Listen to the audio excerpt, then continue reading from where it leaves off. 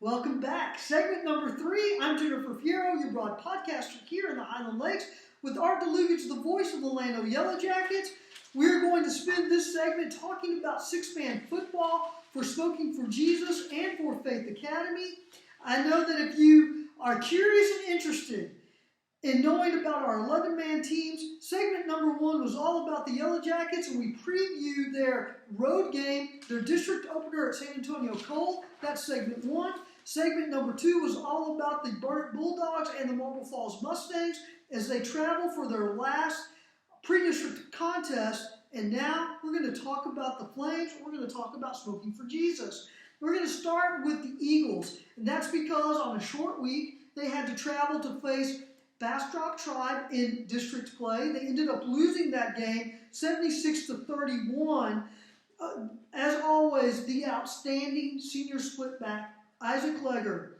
He was just on fire, was unable to get them over the hump, though, if you will, and then they tried to come back on that. It is unclear to me if they were mercy rules, because I think 76-31 indicates a 45-point mercy rule, but it happened sometime in the fourth quarter.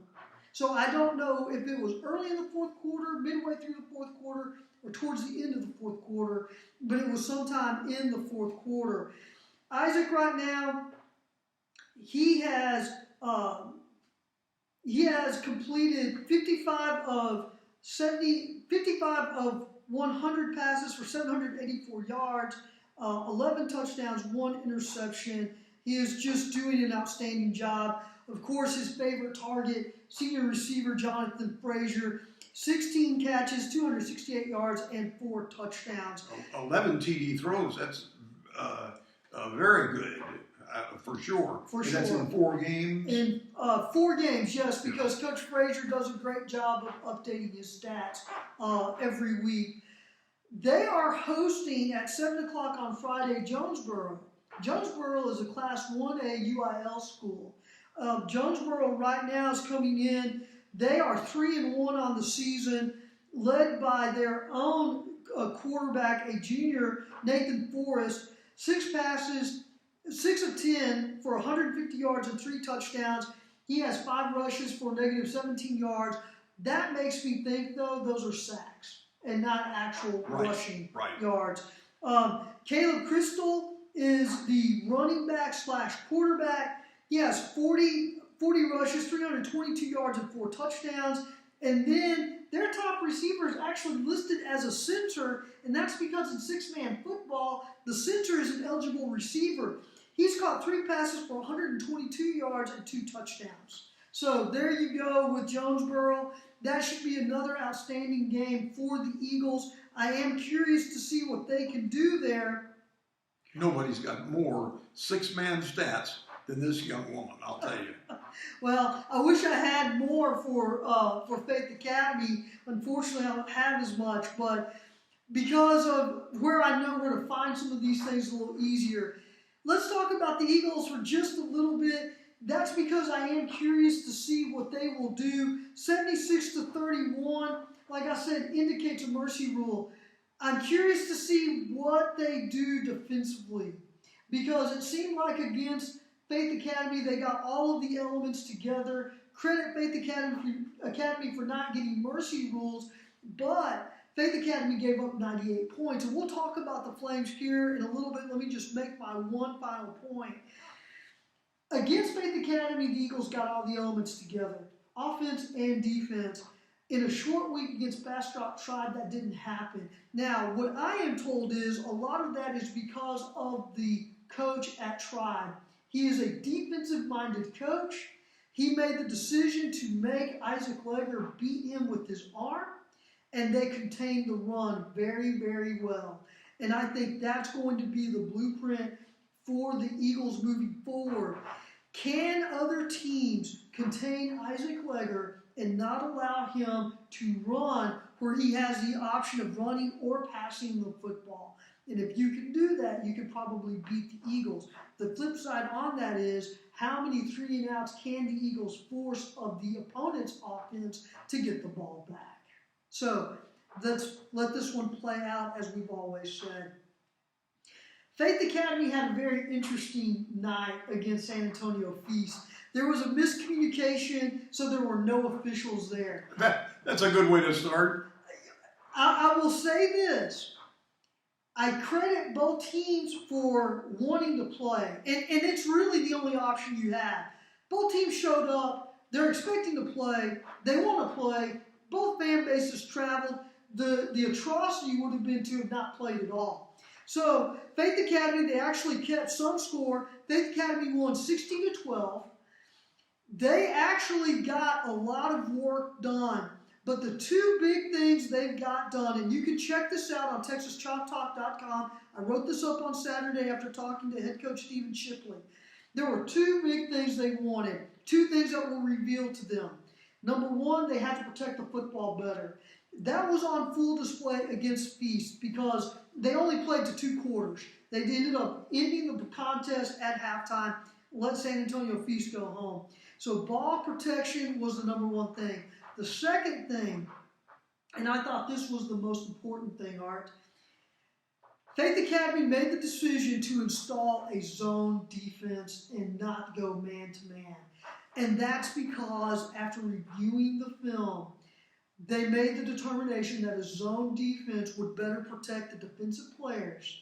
It would allow their natural abilities to come out much better, and it would give them more opportunities to get stops, especially when in 6-man you got to get 15 yards to get a first down, but you start so far behind the chains because I think once that ball is snapped, you have to do a toss back to the quarterback before he can even throw the ball. Is that right? Well, the quarterback, if the quarterback takes the snap, he cannot run it without giving up the ball. Okay, I had it backward. So I may be able to find you a bunch of stats, but it's the rules of the passing game in 6-man that still confuse me. At any rate, the deal there is that Stephen Shipley wants to be able to throw the football. Passing the football, especially in a spread, because look, Bob Shipley and Todd Dodge are credited for the spread offenses in Texas high school footballs. Both of them, when you talk about the spread, those are the two coaches whose names come up the most. Stephen Shipley has his version of the spread for 6-man that was very, very effective. It's what he believes in, what he knows. The ability to throw the football for the Flames will be highly important, and they were able to do that with more accuracy and much better. Credit Carter, Fromberg, and Cross Sanchez for being able to get that done to the level of satisfaction that Stephen wants to see. So, Faith Academy is traveling this Friday night. They're going to Veritas in Austin. That's a 7:30 kickoff. It's the only kickoff here of the 5 teams we've covered that start at the bottom of the hour as opposed to the top. Veritas and Faith Academy have already scrimmaged each other.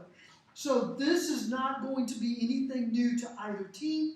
Veritas is trying to get 2 wins over Burnett County teams. They've already beaten Smoking for Jesus once this year. It's not anything new to me because my grandkids, 14 or 15 years ago, went to Veritas. There you go. So I've stayed a fan of theirs. They didn't have football then, but after a few years they did, and they've done pretty well. Yeah, they've done well. Faith Academy and Veritas were actually in the same district for a number of years, but because of enrollment, Faith Academy moved up. I want to mention that Stephen Shipley, a receiver at TCU in the late 1980s, certainly something about which to be proud, for sure. And I have seen some clips of Stephen. You can actually see some of them on YouTube, I believe. This was way before what is known as targeting. The ability to catch the football and hold on to it, especially in the old Southwest Conference.